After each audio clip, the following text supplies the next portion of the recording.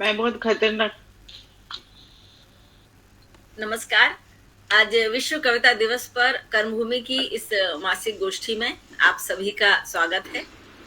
1999 में संयुक्त राष्ट्र शैक्षिक, वैज्ञानिक और सांस्कृतिक संगठन अर्थात यूनेस्को द्वारा काव्य अभिव्यक्ति के माध्यम से भाषाई विविधता का समर्थन करने और लुप्त प्राय भाषाओं को सुनने के अवसर बढ़ाने के लिए 21 मार्च को विश्व कविता दिवस घोषित किया गया था। इसका उद्देश्य दुनिया भर में कविता के पढ़ने, लिखने, प्रकाशन और शिक्षण को बढ़ावा देना है। यूनेस्को की मूल घोषणा के अनुसार इस दिवस का जो लक्ष्य है वह राष्ट्रीय, क्षेत्रीय और अंतर्राष्ट्रीय कविता आंदोलनों को नई पहचान और प्रोत्साहन देना है। आज हम कर्मभूमि के साथियों के साथ सभी को इस दिवस की बधाई देते हैं और कविता पाठ के लिए सबसे पहले मैं चेतना अग्रवाल को आमंत्रित करती हूँ। स्वागत है चेतना। थैंक यू नीरजा जी। आज वर्ल्ड पोएट्री डे है। आप सबको बधाइयाँ, बहुत सारी शुभकामनाएं देती हूँ। और कविता शुरू करने से पहले कहती हूँ, रोज जलते हैं लेकिन राख नहीं होते, रोज जलते हैं लेकिन राख नहीं होते, कुछ अधूरे ख्वाब कभी खाक नहीं होते, कुछ अधूरे ख्वाब कभी खाक नहीं होते। और 2 पंक्तियां और कहूंगी, फिर अपनी कविता पर लौट जाऊंगी। नकाब के पीछे भी नकाब लगाए हुए हैं लोग, और कहते रहते हैं कि खुली किताब हूं मैं, और कहते रहते हैं कि खुली किताब हूं मैं। तो मैं इस मौके पर थोड़ी सी उम्मीद ले आई हूं सबके लिए, और प्रस्तुत है मेरी कविता, उम्मीद से ही दुनिया है कायम। उम्मीद पे ही दुनिया है कायम, जीवन है कभी खुशी तो कभी है गम, जीवन है कभी खुशी तो कभी है गम। क्यों हम खुशियों का पीछा करें, जो होगा पल हमारा दौड़ा चला आएगा, क्या लेकर आए क्या छूट जाएगा। जीवन तो है सुख और दुख की छांव, जीवन तो है सुख और दुख की छांव, वक्त पे ही होती सुबह जितने फैलाओ पांव। उम्मीद से ही खुशियां, उम्मीद से ही विकास, उम्मीद से खिल उठे, उम्मीद से खिल उठे ये जहां, मत हो राही तू उदास। तो चलो आ जाओ सारे, नाचो गाओ मुस्कुराओ और खुशियां फैलाओ, नाचो गाओ जीवन का उत्सव मनाओ।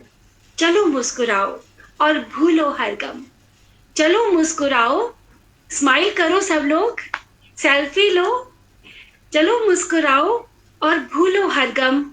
उम्मीद पे ही दुनिया है कायम, उम्मीद पे ही दुनिया है कायम। यही थी आज मेरी छोटी सी कविता। शुक्रिया।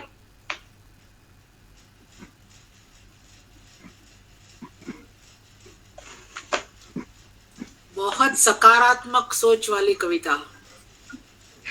धन्यवाद। और अब मुझे बुलाना है मेरी प्रिय सखी एकता व्यास को, और उनको बुलाने के लिए मैं एक पंक्ति जरूर कहूंगी। जरूरी नहीं सब कुछ किताबों में ही लिखा हो, कुछ कुछ तजुर्बे जिंदगी भी सिखा देती है जनाब, कुछ कुछ तजुर्बे जिंदगी भी सिखा देती है। एकता आप आए, आपका स्वागत है। बेकरार हैं हम आपकी कविता सुनने के लिए। वेलकम। एकता अनम्यूट कर लीजिए। अनम्यूट। धन्यवाद चेतना। आज थोड़ा नहीं ज्यादा गला खराब है। पहले भी आवाज बहुत अच्छी नहीं थी, अब तो बहुत ही अच्छी हो गई है। और इतने अच्छे से बुलाने के लिए थैंक यू चेतना। मेरे पास जो कविताएं होती हैं अधिकतर उनके शीर्षक नहीं होते हैं, और कविताओं का विषय घर परिवार ही होता है। जिन लोगों के बीच में मैं रहती हूँ वही मेरा विषय होते हैं। पता नहीं कैसे आप लोग इतना दूर दूर का सोच लेते हो और लिख लेते हो। तो जैसा कि आप सबको पता है, मैं गुजराती परिवार में ब्याही गई हूँ, तो मेरा आज का विषय भी वही है, गुजराती परिवार। और मेरे पास 4 बच्चे हैं। जो मेरा सबसे बड़ा बच्चा है वो 94 इयर्स का है और सबसे ज्यादा बदमाश वही है। दूसरा बच्चा 87 इयर्स का है और तीसरा बच्चा 60 इयर्स का है। तो ये जो 60 साल का बच्चा है उसके ऊपर कविता है। 2-4 दिन पहले अभी उसने अपना जन्मदिन भी मनाया है 18 मार्च को। तो सुनिए कविता, शीर्षक हमेशा की तरह आप लोग बताइएगा। उन लोगों की बात न पूछो, उन लोगों की बात न पूछो, कैसे ये इतराते हैं। सैर को लंदन की जाते, गुज्जू में थेपला मंगाते हैं। इस घर में फीकी है रसोई, उस घर में तीखा है सब कुछ। पार गली के लेकिन खूब चाट पकौड़ी उड़ाते हैं। दुनिया बेशक बदल गई हो, आज भी लेकिन ये गुज्जू नहीं बदला है। दुनिया बेशक बदल गई हो, आज भी लेकिन ये गुज्जू नहीं बदला है। स्विगी और जोमेटो को हर दिन घर पे बुलवाते हैं। खुशबू बह के आ जाती है जब कमरे में सांझ ढले, मुंह में जाने कितने स्वाद के मंजर घुल जाते हैं। गर्म थेपला संग तपती चाय, जलते कबाबों की महक, एक रसगुल्ला मुंह में घोलकर तोंद को रोज बढ़ाते हैं। घर घर में तो रसोइये ने राज कर रखा है, लेकिन बस्ती के कुछ आंगन अब भी सगड़ी रोज सुलगाते हैं।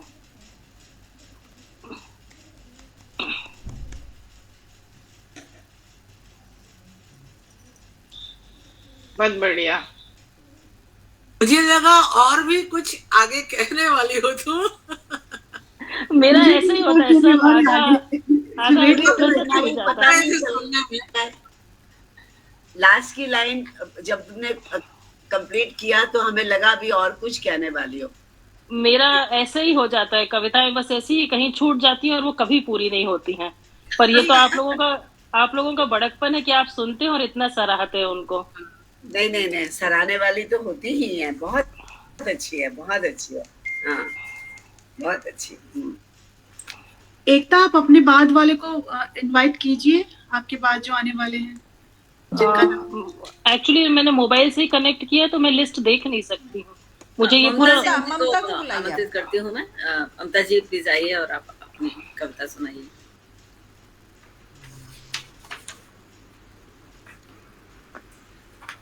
ममता, आप सुन पा रही हैं? ममता जी दिख तो रही हैं? नहीं, ममता वो शायद इशारा कर रही हूँ। वो है वीडियो ऑफ है। हाँ। और स्मिता हैज आल्सो जॉइंड। बहुत धन्यवाद प्रीति जी, आप मुझे सुन पा रही हैं? हाँ हाँ हाँ ममता। हाँ जी, सबको प्रणाम करती हूँ, माँ वीणा पाणी को प्रणाम करती हूँ। और एक कविता जो बहुत पहले लिखी थी आप सबके समक्ष रखती हूँ, और उसका शीर्षक है न जाने इस दिल को क्या चाहिए। न जाने इस दिल को क्या चाहिए, क्या चाहिए? न जाने इस दिल को क्या चाहिए, सब कुछ तो है फिर ये किसे ढूंढता है। न जाने इस दिल को क्या चाहिए, सब कुछ तो है फिर ये किसे ढूंढता है। चौखट पर बैठी ठसक कर जो मौसी, चौखट पर बैठी ठसक कर जो मौसी, बच्चों के बच्चों में ही खुशी ढूंढती हैं। काका जो चलते हैं गमी मुंह में पोते, काका जो चलते हैं गमी मुंह में पोते, जवानी के दिनों के वो दिन ढूंढते हैं, जवानी के दिनों के वो दिन ढूंढते हैं। इठलाती बलखाती शर्माती वो अल्हड़, इठलाती बलखाती शर्माती वो अल्हड़, न जाने किसमें अपना खुमार ढूंढती है, न जाने किसमें अपना खुमार ढूंढती है। मलालों के सिलवटों में दबी वो स्त्री, मलालों के सिलवटों में दबी वो स्त्री, उलझी हर घड़ी अपना ख्वाब ढूंढती है, उलझनों में हर घड़ी अपना ख्वाब ढूंढती है। तुम भी तो ढूंढते हो उसे ही हर जगह ही, तुम भी तो ढूंढते हो उसे ही हर जगह ही, न जाने क्यों तुम वो भरम ढूंढते हो, न जाने क्यों तुम वो भरम ढूंढते हो। जो होगा तुम्हारा आएगा तुम तक, जो होगा तुम्हारा वो आएगा तुम तक, क्यों उसमें कोई तुम शर्त ढूंढते हो, क्यों तुम उसमें कोई शर्त ढूंढते हो। हर इंसान की तलाश कोई न कोई है, हर इंसान की तलाश कोई न कोई है, न जाने क्यों तुम वो तिलिस्म ढूंढते हो, न जाने क्यों तुम वो तिलिस्म ढूंढते हो। न जाने इस दिल को क्या चाहिए, सब कुछ तो है फिर ये किसे ढूंढता है, फिर किसे ढूंढता है। धन्यवाद। बहुत बढ़िया, बहुत बढ़िया। वाह वाह, बहुत सुंदर, बहुत बढ़िया, बहुत सुंदर, धन्यवाद। बहुत बढ़िया, बड़ी स्वीट सी बहुत पोएम सुंदर थी ममता जी। ममता। पर अब ये तुम बता ही दो, दिल किसे ढूंढता है तुम्हारा? बस आप सबको ढूंढता है और आप लोग गोष्ठी रख देते हो। और आया नहीं, गाती तो मजा आता, गाती तो मजा आता। सच में गाती तो और मजा आता है, इतनी मीठी आवाज है। बस गाऊंगी मैं 27 तारीख को गाऊंगी। अच्छा। हाँ, और मैं अब अपनी अगली कवित्री, प्रिय कवित्री को बुलाना चाहूंगी अपने चंद लाइनों से कि खुशबू बनकर गुलों से उड़ा करते हैं, खुशबू बनकर गुलों से उड़ा करते हैं, धुआं बनकर पर्वतों से उड़ा करते हैं। ये कैंचियां खाक हमें उड़ने से रोकेंगी, कैंचियां खाक हमें उड़ने से रोकेंगी। हम परों से नहीं हौसलों से उड़ा करते हैं, हम परों से नहीं हौसलों से उड़ा करते हैं। आदरणीय विनीता जी, मैं आपको आमंत्रित करती हूँ, आप आए और कविता अपनी, हम सब आतुर हैं आपको सुनने के लिए, आए। शुक्रिया ममता जी, आपने बहुत खूबसूरत लाइनों के साथ मुझे, खूबसूरत पंक्तियों के साथ मुझे आमंत्रित किया है। बहुत धन्यवाद आपका। अभी जैसा प्रीति जी ने बताया कि आज विश्व कविता दिवस है और संयुक्त राष्ट्र संघ ने ऐसी भाषाओं और ऐसी बोलियों को जो कि अभी लगभग खत्म हो रही हैं, उन्मूलन के कगार पे हैं, ऐसी भाषाओं को बढ़ावा देने के लिए आज के दिवस को विश्व कविता दिवस के रूप में मनाने का प्रावधान रखा है। तो मैंने जो कविता लिखी है ये एक उसी तरह की भाषा है, ये प्योर भोजपुरी भी नहीं है और है तो ये बिहार की ही भाषा है, जो वहाँ की लोकल बोली है। ये भाषा क्या बोली कहना चाहिए, उस लोकल बोली में वहाँ के मैंने एक कविता लिखी है। थोड़ा सा इसका मैं बैकग्राउंड इसलिए बताना चाहती हूँ कि अभी फागुन गया है और बिहार के और बिहार, उत्तर प्रदेश और छत्तीसगढ़, मध्य प्रदेश, इन सब जगहों पर फागुन के महीने में, तो पुराने जमाने में फगुआ गाने की रीत है। गांव के लोग हैं वो इकट्ठे होकर के रात को ढोल मंजीरा बजाकर और अलाव सुलगाकर फगुआ गाते थे। ये पूरे महीने चलती थी, ये जो प्रथा थी, अभी भी कहीं कहीं गांव में होगी, लगभग विलुप्त प्राय है। तो वो फगुआ मैंने वहाँ की जो बोली है उस बोली में लिखने की कोशिश की है। ये प्रॉपर एक भाषा नहीं है, इसीलिए हो सकता है आप लोगों को थोड़ा सा समझने में दिक्कत भी हो। 2-3 लोग तो समझ लेंगे, 2-3 लोगों को शायद कुछ दिक्कत हो, बीच में थोड़ा सा एक्सप्लेन करते चलूंगी। और ये कोरोना के बाद का लिखा हुआ फगुआ है, इसलिए इसमें कोरोना की छाप भी मौजूद है। ये इस प्रकार से है कि दो सखियां हैं जो आपस में वार्तालाप कर रही हैं और उस वार्तालाप में दोनों ने अपने मन की क्या बातें शेयर की हैं। ए सखी फागुन आयोरी, ए सखी फागुन आयोरी, हाँ री सखी फगुआ गाओरी। जैसे फागुन में फगुआ गाने के लिए एक सखी जो है वो दूसरी सखी को कह रही है, हाँ री सखी फगुआ गाओरी। कैसे गाऊं फगुआ, कैसे गाऊं फगुआ, अब की फगुआ का रंग बड़ा फीका है, अब की फगुआ का रंग बड़ा फीका है।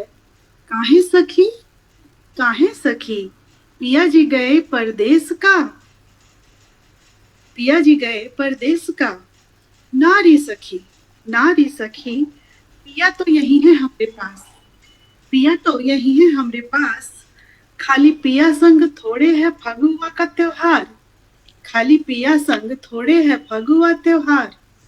अब के बरिस बाबूजी नहीं, अम्मा जी नहीं, अब के बरिस माई जी नहीं, बाबूजी नहीं, उनका कोनो आशीषो नहीं, उनका कोनो आशीषो नहीं। इसका गोड़ छुएंगे रंग अबीर डाल। यहाँ पर गोड़ जो शब्द मैंने इस्तेमाल किया है वो पाँव को कहते हैं भोजपुरी में, पैर में। और वहाँ पर प्रचलन है होली के दिन अपने से बड़ों के पैरों पे रंग गुलाल डालकर चढ़ाते हैं बड़ों के पैर पे। तो कितना गोड़ छुएंगे रंग अबीर डाल, कौन दे सौभाग्य आशीर्वाद, कौन देगा सुख सौभाग्य आशीर्वाद। लइकन का मुंह देख कौन लेगा बलाएं, लइकन का मुंह देख कौन लेगा बलाएं। अपने बेटवा को देख के छाती कौन फुलाए।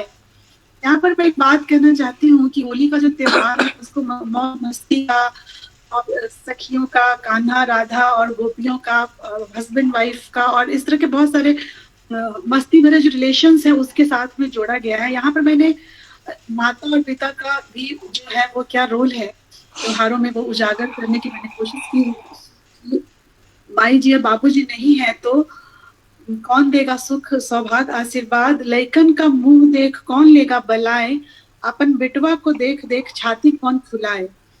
सब धन छीन लिया कोरोना महाकाल, सब धन छीन लिया कोरोना महाकाल, उनमें सबसे अनमोल रहे अम्मा जी का प्यार, उनमें सबसे अनमोल रहे अम्मा जी का प्यार।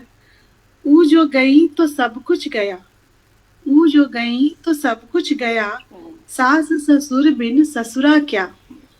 ऊ जो गई तो सब कुछ गया, सास ससुर बिन ससुरा क्या। जेठ मांगे पैसा ननदी हीरा हार, जेठ मांगे पैसा ननदी हीरा हार, पिया जी को चिंता है कर्जा अपार। कोरोना में बहुत लोगों की जिंदगी बहुत तबाह हुई है। पिया जी को चिंता है कर्जा अपार, राम जाने कैसे लगेगा बेड़ा पार, राम जाने कैसे लगेगा बेड़ा पार। हमरे जैसन होंगे यहाँ लोग हजार, हमरे जैसन होंगे यहाँ लोग हजार। कोरोना में ऐसन बढ़ा महंगाई, कोरोना में ऐसन बढ़ा महंगाई, पगार पड़े कम अब जोड़े पाई पाई, पगार पड़े कम अब जोड़े पाई पाई। साचो सखी, साचो सखी अब की विपत घड़ी आई, साचो सखी अब की विपत घड़ी आई। विपत में अपना पराया हुआ, विपत में अपना पराया हुआ, आजो कोई नहीं था उन्हें अपना हुआ, आजो कोई नहीं था उन्हें अपना हुआ। ये आपने बहुत देखा है कोरोना में कि पराए अपने हुए हैं। सोनू सोनू कितना रंग में रंगी अलबेली है ये दुनिया, कितना रंग में रंगी अलबेली है ये दुनिया। उनमें सबसे प्यारा रंग प्रेम का है मुनिया, उनमें सबसे प्यारा रंग प्रेम का है मुनिया। वही प्रेम में रंगा हुआ राजा रंग फकीर, वही प्रेम में रंगा हुआ राजा रंग फकीर। कह गए इसको ढाई आखर एक रहीन कबीर, सखी एक रहीन कबीर। जितना दिन का दाना पानी उतने दिन की महिमा, जितना दिन का दाना पानी उतने दिन की महिमा। एक दिन आंखें मूंद गई फिर किस्सा कौन कही ना, एक दिन आंखें मूंद गई फिर किस्सा कौन कही ना। इतना पर भी जे ना समझे ओकर बुद्धि भरम है, इतना पर भी जे ना समझे ओकर बुद्धि भरम है। हमरे बात का तू सखी का समझे कुछो मरम है, हमरे बात का तू सखी का समझे कुछो मरम है। ये मैंने एक फगुआ लिखने की कोशिश की थी, बिहार की जो बोली है बोली उस पर। आशा है लोगों को समझ में आई होगी, कुछ लोगों ने फॉलो किया होगा, नहीं पता अगर नहीं कर पाए हैं फॉलो। बहुत सुंदर विनीता, भाषा बड़ी आसान है, वैसे तो समझ ही सकते हैं सारा। सब समझ। बहुत सुंदर, मजा आया। कोरोना के बाद का ये फगुआ था। बहुत बहुत शुक्रिया आप सबकी पसंदगी का। और मेरे बाद मैं बुलाना चाहती हूँ आदरणीय मल्लिका जी बौद्धी को, जिनके लिए मैं 2 शब्द बोलना चाहती हूँ कि लम्हा दर लम्हा गुजरता ही चला जाता है, लम्हा दर लम्हा गुजरता ही चला जाता है। वक्त खुशबू है बिखरता ही चला जाता है, वक्त खुशबू है बिखरता ही चला जाता है। आदरणीय मल्लिका जी आपका स्वागत है, अपनी खुशबू बिखेरिए मंच पर। आपका बहुत बहुत स्वागत है आपकी प्रस्तुति के लिए। मैंने सोचा नहीं था इतनी जल्दी मेरा नाम है। मेरे बाद आप है, आपके बाद मैं हूँ, हम साथ साथ है। आज एक स्क्रीन पे ना बहुत दिनों से सब उल्टा सुल्टा पड़ा है मेरी स्क्रीन पर, तो ढूंढते ढूंढते एक कविता मिल गई मुझे, वही सुना देती हूँ आज। ऐसे इस शीर्षक पर मेरे ख्याल से मंजू जी ने भी एक कविता लिखी है जिसका शीर्षक है बोनसाई। अगर मधु जी को याद हो तो, है ना, एक लिखी है उन्होंने। तो उनकी मुझे याद नहीं है, लेकिन पता नहीं मैंने कैसे लिखी, आप लोग बताइएगा। क्योंकि आज भी हम जितनी ही बातें करें, स्त्रियां बहुत आगे बढ़ गई है, लेकिन हकीकत में अधिकतर हम लोग नहीं, मतलब और भी बहुत सारी स्त्रियां हैं जो अभी तक वहीं पर है जहाँ है वहाँ, है ना। तो कविता का शीर्षक है बोनसाई। यौवन की दहलीज पर कदम रखते ही सपनों के पर निकल आए, पंछी बन लहराने लगे मन आकाश में, पर यथार्थ को छूते ही समझ में आ गया, मेरा होना कोई मायने नहीं रखता इस जहां में। एक मुट्ठी आसमां भी मेरा नहीं हो सकता। कतरने लगी मैं सपनों की टहनियां, दूर होती गई जीवन की खिली धूप से, अब बारी थी इरादों की। इरादे वटवृक्ष बन फैलाने लगे थे अपनी जड़ें हवाओं में भी। यदि समय से नहीं रोका गया तो जड़ों की भी कर दी कुछ कटाई छटाई। अपने अस्तित्व के आकार को काबू करने का तरीका आ गया मुझे। अब सज गई हूं हकीकत की खिड़की पर सुंदर बोनसाई बन। किसी भी परिस्थिति में खुद को बहलाना तो सीख ही लिया है मैंने। अब नए आकार में ढलकर भी तो देखूं। बस यहीं पर खत्म होती है मेरी कविता। ये बात बिल्कुल सही है। स्त्रियां हमेशा नए नए आकार में ढलती रहती हैं, ये जीवन भर चलता है। परिस्थिति के अनुसार खुद को ढालती रहती है। बिल्कुल बिल्कुल। बहुत डेप्थ है कविता के अंदर। बहुत सारा कुछ कह रही है ये, बहुत सारा, बहुत सुंदर। और अब मैं जिनको बुलाने जा रही हूँ उतना ही मैंने नाम लिख के रख दिया था। उनकी बड़ी सुंदर, चश्मे के अंदर भी सुंदर छिपी आंखें और गुलाबी परिधान में अभी बैठी है वो। वो मुझे साहिर की दो पंक्तियां याद आ रही है। हर तरह के जज्बात का ऐलान है आंखें, शबनम कभी शोला कभी तूफान है आंखें। तो हम जिनकी सुंदर आंखों की बात कर रहे हैं वो है कुमुद वर्मा जी। और आपको मैं बुलाती हूँ मंच पर अपनी सुंदर शबनमी, तेजाबी, तूफानी कोई भी कविता धन्यवाद मलिका दी। मैं तूफानी कविता ही लेके बैठी थी, फिर मुझे खबर मिली कि ये रिकॉर्डिंग हो रही है तो मैंने इरादा बदल दिया। तूफान भी अलाउड है? नहीं, वो थोड़ा ज्यादा भयंकर था। अच्छा। वो फिर कभी ऑफलाइन सुना देंगे। ठीक है, रिकॉर्डिंग बंद होने के बाद सुनाएंगे आज। ठीक है। मेरी कविता का शीर्षक है कविता। कल वर्ल्ड पोइट्री डे था। सूर्योदय सी जगती कभी नहीं थकती, किरणों पर ये बहती पर्वतों पर चढ़ती, आगे बढ़ती चलती झरने सी बहती, कलकल में रहती बस पड़ती चलती, गाँव में बसती शहरों में भी जाती, रस खूब बांटती फिर आगे बढ़ती, मधुर संगीत बुनती खूब धुने गुनती, गाने बन बजती आगे ही बढ़ती, मन की मीत मेरी मीठी ग्लोरी कहती, दादी भजन सुनती मैं कविता कहती, सबको खुश करती भाव लपेट चलती, जाने क्या क्या करती सबको संदेश देती, बरसाती फुहार सी गर्मी में ठंडक के, मौसमी फल मीठे कविता क्या क्या बनती, कोयल की कूक है मुर्गे की बांग भी, मोर का नृत्य ये कविता चलती रहती, आगे आगे बढ़ती मैं पीछे रहती, थोड़ा सांस लेने दो फिर और गढ़ती। धन्यवाद। इसके साथ ही मैं आगे जिनको बुलाना चाह रही हूँ उनके लिए स्वरचित पंक्तियां बोलती हूँ। वट वृक्ष सी बढ़ी कभी नहीं थकी, जटाएं फैलाती रही गम फैलाती रही। आदरणीय स्मिता ध्रुव जी, आप सादर आमंत्रित हैं। कुमुद जी, बहुत सुंदर पंक्तियां, मैं निशब्द हूँ, आपने इतना सुंदर कहा, but thank you so much.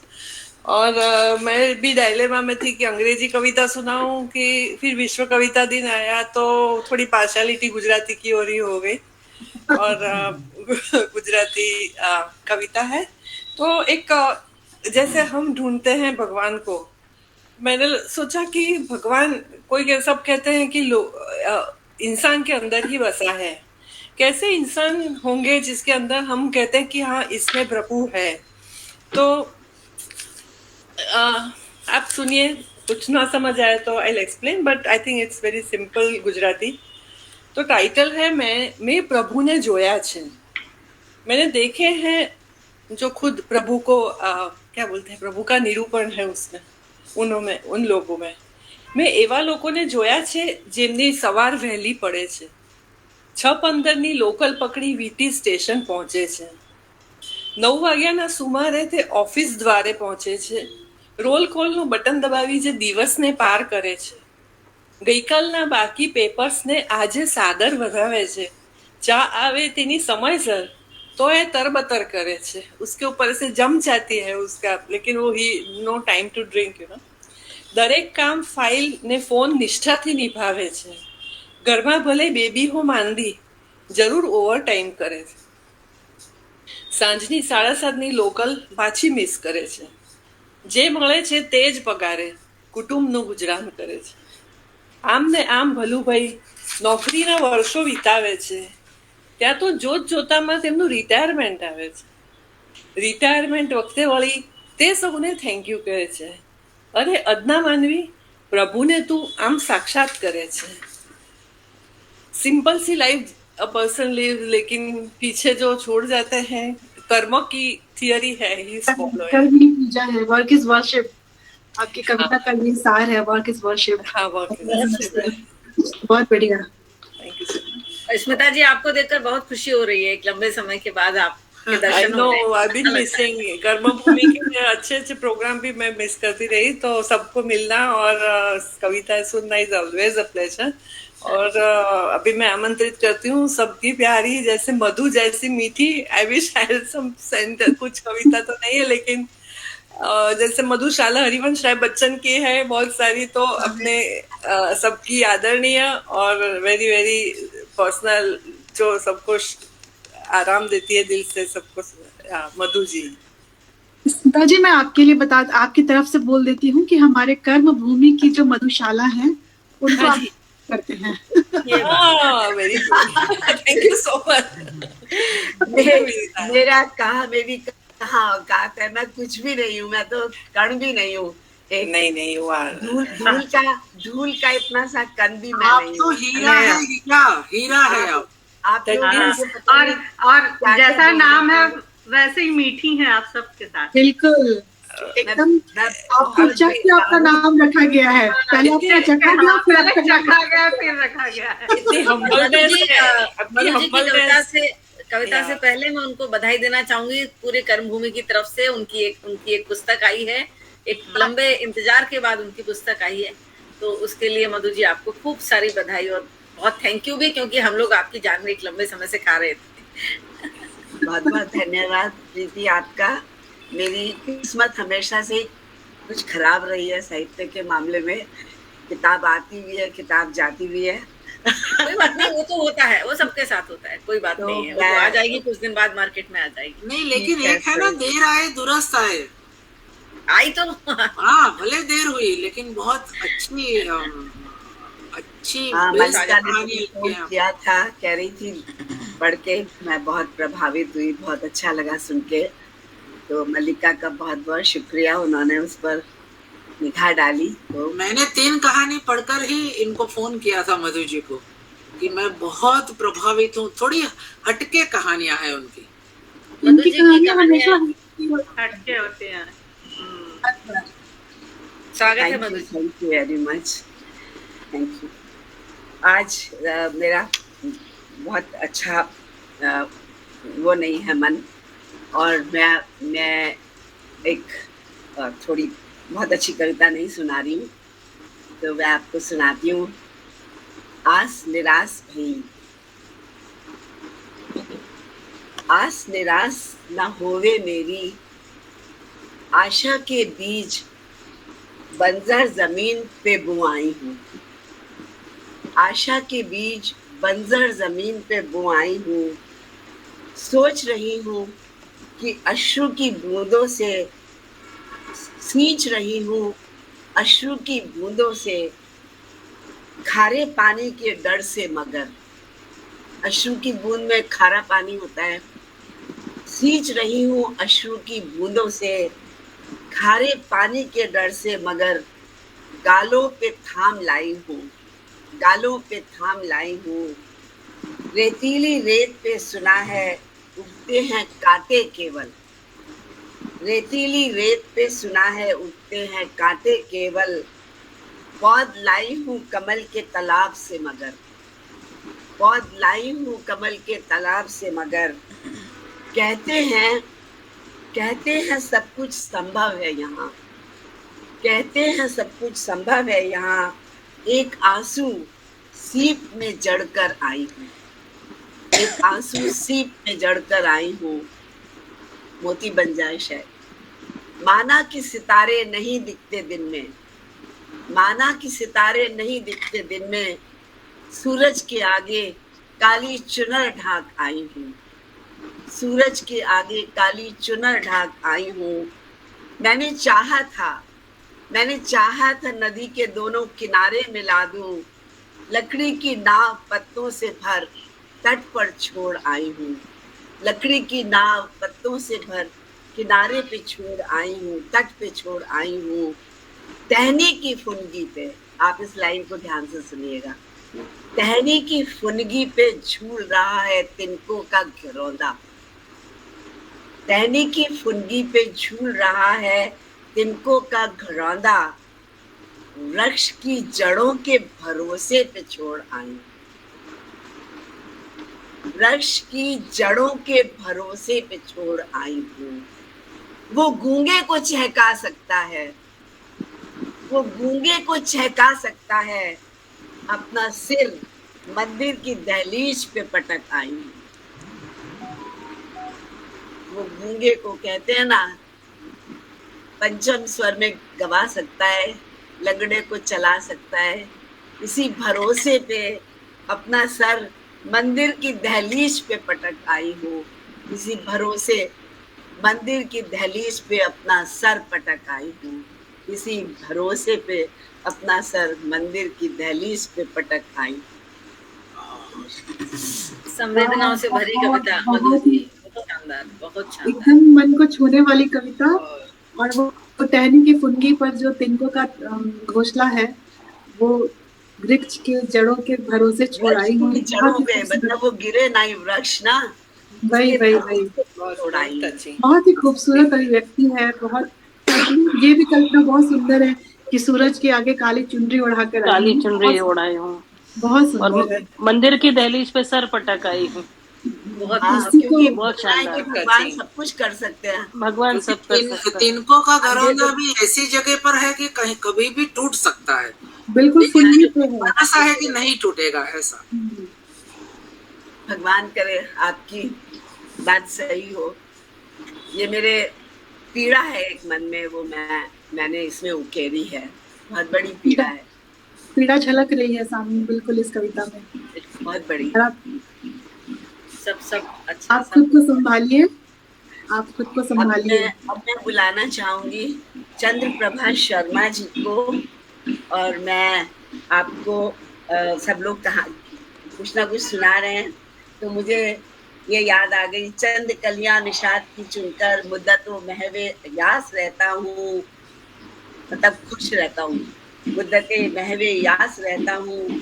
तेरा मिलना खुशी की बात सही, तुझसे मिलकर उदास रहता हूँ, तुझसे मिलकर उदास रहता हूँ। इन शब्दों के साथ चंद्रप्रभा शर्मा जी को मैं आमंत्रित करती हूँ कि आप आइए और सुनाइए आप अपनी कविता। Thank you Madhu ji. पहले मैं आपके लिए आपने जो सुनाया उस पर थोड़ा बोलना चाहूंगी कि सुनता है वो सबकी, ये मैं सबको बता दूं। सुनता है वो अपनों की, ये मैं सबको बता दूं। बरसाता है रहमत, ये भी सबको दिखा दूं। कहने को बहुत कुछ है, अल्फाज नहीं है। आंखों का समंदर तेरे कदमों पे लुटा दूं। आपकी वो स्थिति है तो ईश्वर सुनने वाला है। बहुत अच्छा। कितनी लिखी हुई है? हाँ जी, हाँ जी।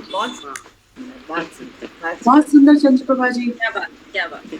बहुत बढ़िया। ये मैंने जो कविता लिखी है, ये इंसान का जो चेहरा है वो कहीं देव है, कहीं दानव है, कहीं बहुत अच्छा है, कहीं बहुत बुरा है। तो उस पे मैंने लिखा है और ये मेरा शीर्षक है चेहरे। जहां दिख रहे हैं चेहरे पे चेहरे, जहां दिख रहे हैं चेहरे पे चेहरे, वहीं एक चेहरे पे कुछ भी नहीं। जहां दिख रहे हैं चेहरे पे चेहरे, वहीं एक चेहरे पे कुछ भी नहीं है। उसे ये खबर भी नहीं है जरा सी कि चेहरे पे उसके पर्दा नहीं है। उसे ये खबर भी नहीं है जरा सी कि चेहरे पे उसके पर्दा नहीं है। वो बेपर्दा है और नादान भी है। वो बेपर्दा है और नादान भी है, दुनिया की चालों से अनजान भी है। वो बेपर्दा है और नादान भी है, दुनिया की चालों से अनजान भी है। चला जा रहा है अपनी ही धुन में, उसे देख दुनिया परेशान सी। जहां चेहरों पे सबके परतें चढ़ी हैं, जहां चेहरों पे सबके परतें चढ़ी हैं, उन्हीं परतों ने उनकी दुनिया गढ़ी है। जहां चेहरों पे सबके परतें चढ़ी हैं, उन्हीं परतों ने उनकी दुनिया गढ़ी है। परत दर परत है कई रूप इनके, परत दर परत है कई रूप इनके, इन्होंने इसी की किताबें पढ़ी है। इन्होंने इसी की किताबें पढ़ी है। यहाँ कोई चेहरा है गर एक चेहरा, यहाँ कोई चेहरा है गर एक चेहरा, तो लगता है सबको है ये राज गहरा। तो लगता है सबको है ये राज गहरा। ये है कोई शातिर, ये है कोई शातिर जो हमसे बड़ा है, बांधे बैठा है सिर पे सादगी का ये सह। ये चेहरा, ये चेहरों की दुनिया है बिल्कुल निराली। ये चेहरों की दुनिया है बिल्कुल निराली, इन्होंने सभी की हकीकत छुपा ली। ये चेहरों की दुनिया है बिल्कुल निराली, इन्होंने सभी की हकीकत छुपा ली। दिखे एक चेहरा मगर कितने चेहरे, दिखे एक चेहरा मगर कितने चेहरे, ये चेहरों ने अपनी ही दुनिया बना ली। मगर एक चेहरा, मगर एक चेहरा जो है सिर्फ चेहरा। गंगा सा निर्मल है, सागर सा गहरा। ये बेपर्दा चेहरे मिलेंगे बहुत कम, ये बेपर्दा चेहरे मिलेंगे बहुत कम, मगर ये ही चेहरा है पाकीज़ा चेहरा। वाह, शानदार शानदार कविता। बहुत ही खूबसूरत, बहुत बढ़िया। यार जो बेपर्दा चेहरा है वही पाकीज़ा है, सच में बहुत सुंदर। बहुत क्या बात है, बहुत सुंदर। धन्यवाद। बहुत सुंदर। ये आप बात बड़ी अच्छी लगी आपकी कि अगर एक चेहरा वाला कोई है ना तो लोग उसे ही शातिर समझने लगते हैं। हाँ, ये ऐसा हो ही नहीं सकता, ऐसा हो ही नहीं सकता, ऐसा मतलब हो ही नहीं सकता कि कोई ऐसा होगा। ये हाँ, बिल्कुल सच है। तो उसे सबसे ज्यादा तकलीफें सहनी पड़ती है दुनिया में। पाकीज़ा होना आजकल सबसे बड़ा गुनाह है। और समझ में नहीं आएगा किसी को। इसीलिए चेहरों पे पर्दे डालने पड़ते हैं बहुत सारे। एक नहीं, दो नहीं, तीन नहीं, चार नहीं, पांच नहीं, छह नहीं। नहीं, लेकिन चंद्रप्रभा जी सही कह रही है कि ऐसे चेहरे अब भी मौजूद हैं जिन पे कोई पर्दा नहीं होता है। ऐसे चेहरे हैं सच में। अब सारे कवियों के चेहरे ही ऐसे हैं, आप चिंता ना करें। अब मुझे पता नहीं प्रीति जी आगे किसको मुझे वेलकम करना है, मुझे आइडिया नहीं है। मैं अपने आप ही आ जाती हूँ। अच्छा, तुम मत निर्जा जी आपका बहुत बहुत स्वागत है। शुक्रिया प्रभा। मेरा चेहरे पे तुम्हें क्या पढ़ रही हो तुम, वो बताओ। हम तो सारे ही पाकीज़ा चेहरे हैं। आपकी जुल्फें। अच्छा भाई, मैं तो पोएम्स लिखती नहीं हूँ। ये कभी इन गुड ओल्ड डेज लिखी थी शायद, कभी दिल टूटा था या कभी प्यार हुआ था। तो अब ये मैं सुना रही हूँ, अब आप अपने आप सोच लेना ये किस तरह की कविता है। 4-4 लाइनें हैं, बहुत बड़ा तो कुछ नहीं लिखती हूँ मैं। स्वागत है, सुनाइए। और इसमें से कुछ किसी यूनिवर्सिटी कॉम्पिटिशन्स में लाइंस गई थी, तो उसमें कुछ अवॉर्डेड भी हैं इसमें। अब क्या हुआ, बाकी सब म्यूट कर दे तो अच्छा होगा। आई थिंक म्यूट ही है सबके।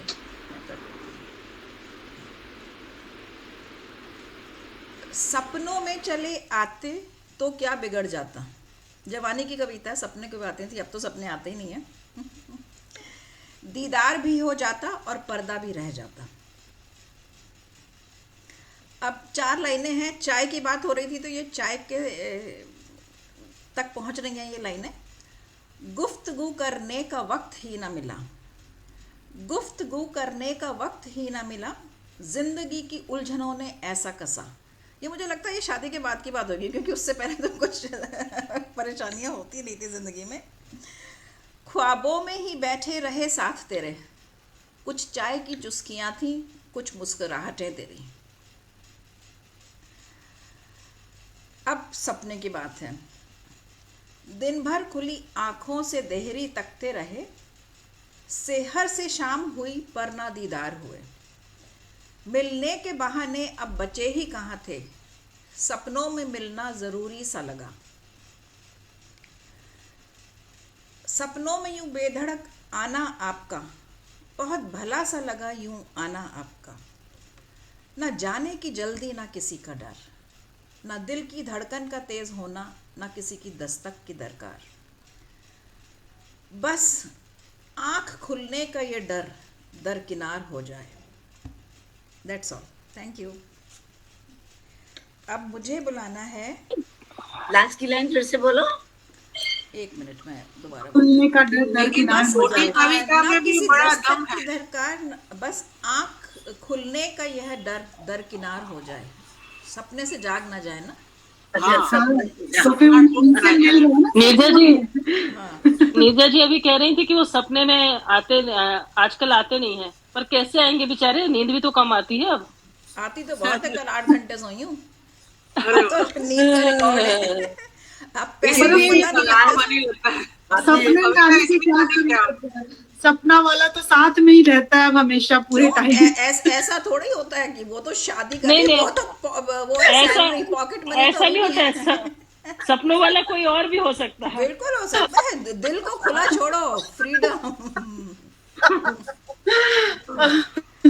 चलिए जी, अब मैं उन्हें बुलाना चाहूंगी जो अपनी अज्ञानता के साथ अनजाने लोगों के दिलों में बसती हैं और अपनी कलम के माध्यम से जीवन के हर रंगों को उतारती हैं, और उनकी कविता हमारी आत्मा को छू जाती है।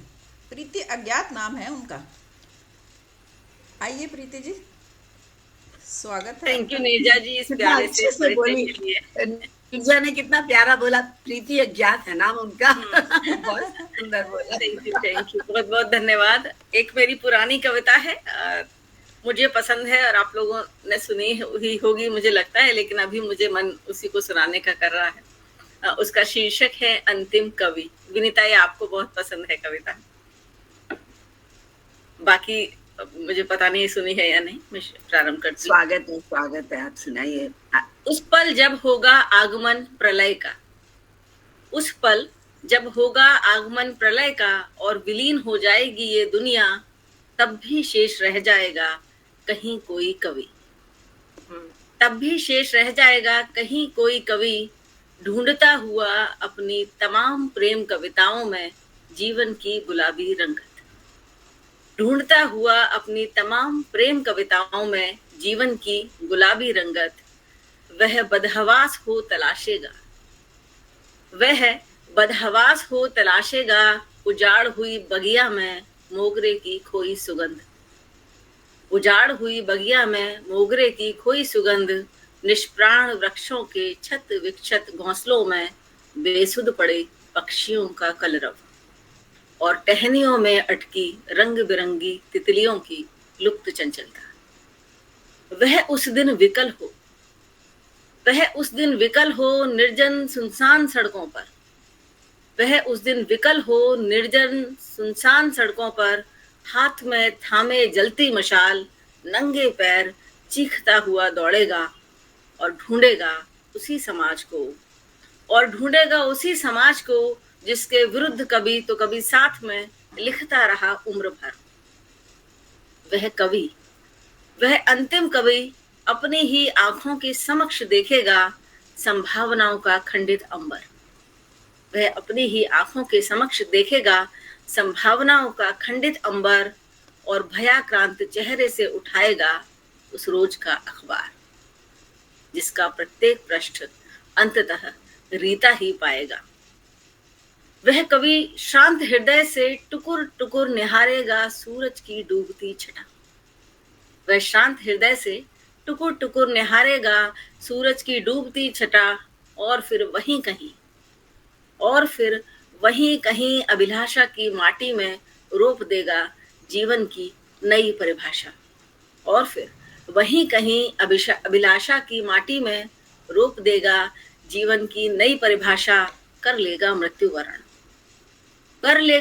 वरण उसी चिर परिचित आह के साथ। कर लेगा मृत्यु वरण उसी चिर परिचित आह के साथ। लेकिन जो जीवित रहा तब भी तो अब की बार, वो जीवित रहा अगर तब भी तो अब की बार चांद की ओर पीठ करके बैठेगा। तो अब की बार चांद की ओर पीठ करके बैठेगा। धन्यवाद। कविता सुनते ही मुझे कुछ हो जाता है अंदर। सुंदर, एक एक बिंब इतना सुंदर, बार बार सुनने का मन करता है। लेकिन मैं चाहती हूँ ऐसा कभी ना हो, कोई अंतिम ना हो कभी भी। कभी हम सभी चाहते हैं वो भी रहेगा। बिल्कुल ऐसा नहीं होना चांद चाहिए। की ओर पीठ करके बैठेगा। हाँ, क्या बात है, बहुत सुंदर, वेरी पावरफुल, वेरी पावरफुल। मतलब सोचना पड़ेगा कि समझ में आ रहा है कि नहीं आ रहा। सारे सुनता को सुन के डर भी लगता है, और लास्ट में कवि की जो होप है, अभिलाषा की माटी में वो रोकता है ना जीवन। हाँ। तो इसमें सभी चीजें हैं, उम्मीद भी है, हताशा भी है, डर भी है, और जो अंदर के कोमल भाव है कि अगर वो जीवित रहा तो चांद की ओर पीठ करके बैठे। और पेड़ों के अंदर वो तितलियों के वो जो बिंब दिया है आपने, वो लाइनें बहुत सुंदर निकली इसमें। वो सब सुन के लगता है कि हम लोग ही दौड़ दौड़ के कभी इधर कुछ ढूंढ रहे हैं, कभी उधर कुछ ढूंढ रहे हैं। इसीलिए ऐसी कविता एक तो लिख दिया, बहुत लिखते हैं यार, डर लगता है कि हम मुझे लगा कि चलो कविता दिवस। एक एक पंक्ति में बहुत गहराई थी आपकी, बहुत। इसको तो रिसर्च करना पड़े इतना। मैं आपको भी इस दूंगी। चलिए, आज की गोष्ठी कितना समय हुआ है? 5 बजे हैं। क्या करना है नीरजा जी? मुझे लगता है इसको यहाँ क्लोज। कोई एक तो आपकी एक कविता थी जो आप सुनाना चाह रही थी कि आज मैं ये सोच रही थी, लेकिन आप ही ने कहा था। कुमुद जी आप हैं क्या यहाँ पर? मैं तो हूँ, पर आपकी रिकॉर्डिंग बंद करो पहले वो। हाँ, अच्छा ठीक है, तो हम अपने सभी साथियों के साथ वाइंड अप करो, फिर मैं रिकॉर्डिंग बंद करती हूँ। ठीक है, तो इस कविता के साथ ही हम अपने सभी साथियों और आप सभी सुनने वालों से विदा लेते हैं, और अगले माह एक नए कार्यक्रम के साथ फिर उपस्थित होंगे। धन्यवाद।